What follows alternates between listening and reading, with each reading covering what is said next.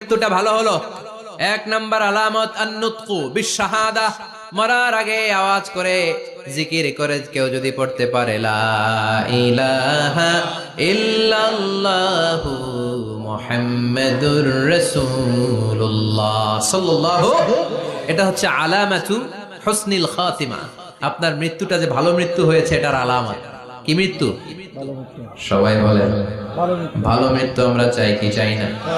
ভালো মৃত্যুর এক নাম্বার আলামত কালিমা পড়ে যদি মরতে পারে। বিশ্বনবী বলেন মান কানা আখিরু কালামিহি লা ইলাহা ইল্লাল্লাহ, যে ব্যক্তির সর্বশেষ কথাটা হবে, বাক্যটা হবে লা ইলাহা ইল্লাল্লাহ, দাখালাল জান্নাহ, সে জান্নাতি হয়ে যাবে। সুবহানাল্লাহ পড়েন। এরপরে বিশ্বনবী বললেন আল মুমিনু ইয়ামুতু বিজাবি ইরকিল জাবিন, মুমিন যখন মারা যায় তার কপাল ঘেমে যায়। সুবহানাল্লাহ পড়েন।